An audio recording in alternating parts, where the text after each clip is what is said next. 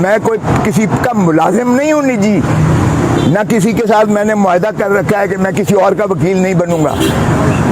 और peoples party ने और किसी और को वकील बनाया होगा। लतीफ़ खोसा पहले से ही अल्लाह का फजल है एक नामवर वकील था।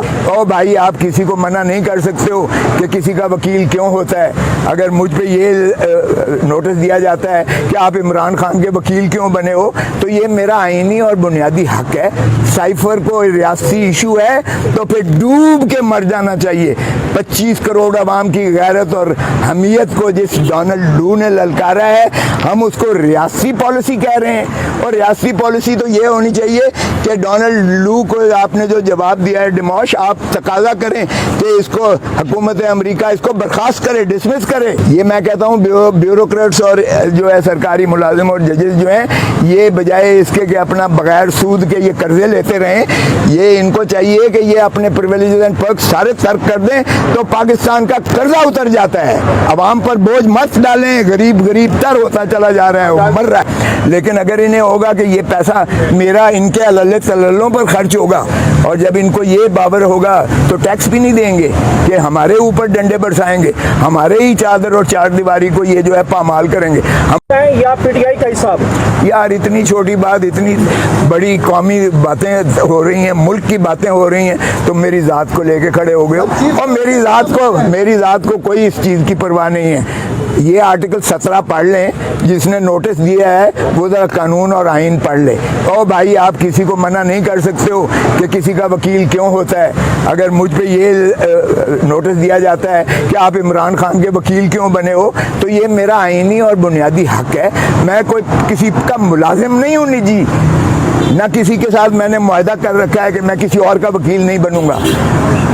और पीपल्स पार्टी ने और किसी और को वकील बनाया होगा। लतीफ़ खोसा पहले से ही अल्लाह का फजल है एक नामवर वकील था, तो इसलिए मुझे इन चीज़ों का फ़र्क नहीं पड़ता। और साइफर का कहा गया कि जी रियासती जो है वो उसके ख़िलाफ़ आपने किया है। और अगर रियासत साइफर को रियासती इशू है तो फिर डूब के मर जाना चाहिए। 25 करोड़ अवाम की गैरत और हमीयत को जिस डोनाल्ड लू ने ललकारा है, हम उसको रियासती पॉलिसी कह रहे हैं। और रियासती पॉलिसी तो ये होनी चाहिए कि डोनाल्ड लू को आपने जो जवाब दिया है डिमोश, आप तकाजा करें कि इसको हुकूमत अमेरिका इसको बर्खास्त करे, डिसमिस करे, और अपने आप को जो है इससे मुबर्रा करेगी इस इल्ज़ाम से, और बजाय इसके कि आप प्राइम मिनिस्टर को चलता करते हो और फिर उसे अंदर कर देते हो। ये रियासती पॉलिसी नहीं हो सकती। दूसरी बात यह है, रियासत अवाम है, अवाम है। अवाम को तो हमने मिट्टी रद्दी की टोकरी में फेंक दिया है। अवाम को ज़रा आजमाओ, आज इलेक्शन का ऐलान करो, आज इलेक्शन में अवाम को देखो फिर किसको जो है किसकी ज़मानतें जब्त होती हैं और कौन जो है वो मैसिव मैंडेट लेके पाकिस्तान पर छाता है, ये रियासत किसकी बनती है। तो ये इस तरह के नोटिस से मुझे कोई फ़र्क नहीं। आप क्या समझते हैं, पार्टी अब आपने छोड़ दिया यानी ये दूसरा जरदारी और बिलावल साहब आप पर अभी भी एतमाद करते हैं, या पार्टी के अंदर से कोई शरारत कर रहा है? कोर कमेटी में भी हमारी इतलात के मुताबिक आपको बुलाया गया था, वो क्या स्टोरी है इजलास में? आपकी इतलाएँ जो होंगी, मैं अपने पेशे को तरजीह देता हूँ। जब मेरा केस सुप्रीम कोर्ट में या हाई कोर्ट में लगा हुआ हो, या चीफ जस्टिस ऑफ पाकिस्तान के अलविदाई वो इशाइये हों, तो मैं माजरत करता हूँ बाकी हर चीज़ से, क्योंकि ये मेरा पेशा है और पेशे पर मैंने कभी कॉम्प्रोमाइज़ नहीं किया है, आज तक नहीं किया है, ना मैं करने दूंगा किसी को भी, फैमिली को भी नहीं। और पॉलिटिकल पार्टी भी एक फैमिली होती है। तो ये मेरा एक क्रेडिबिलिटी है जो मैंने अपने पेशे में कमाई है, और मैं इस क्रेडिबिलिटी को किसी कीमत पर जो है नीचे नहीं लगने दूंगा।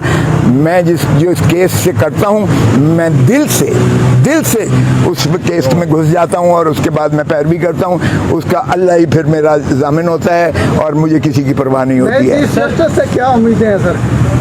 नए चीफ जस्टिस से हमें बहुत उम्मीदें हैं। देखें, नए चीफ जस्टिस एक दबंग शख्स हैं, उनके पिछले जो है ज़ाती उनका जो है ज़ाहिर है कि उमर साहब बंदयाल साहब से उनकी ज़ाती परखाश थी, क्योंकि उन्होंने तो उनके ख़िलाफ़ फ़ैसला दिया था, और अगर उनका फ़ैसला मेजॉरिटी होता तो फिर आज वो जज भी ना होते, चीफ जस्टिस भी ना होते, तो फिर ज़ाहिर है इंसान ही होता है। तो उनका जो मैं समझता हूँ वो तलखी ख़त्म हो गई होगी और आज से वो एक जो है दबंग चीफ जस्टिस के तौर पर आएंगे और कौम को भी उनसे बहुत तवक्कुआत हैं कि वो आइन पर अमलदारी करेंगे, बाय द बुक जाएंगे और हमें तवक्को है कि वो सभी को साथ लेकर चलेंगे। इस बार लेने से इनको इनकार कर दिया उन्होंने, पीक्स एंड पर्क्स लेने से।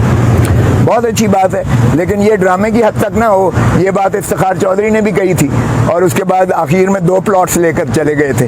तो ये जो है अल्लाह करे कि ये इस पर अमलदारी हो, सभी जजेस इसको भी माने। देखें थोड़े पीक्स एंड प्रिविलेजेस मिलते हैं, इस आवाम बेचारी तो भूख मर रही है, फाकों पर आई हुई है, बिजली के बिल नहीं दे रहे, इनके एक एक के ज़रा पर्क्स तो देख लें।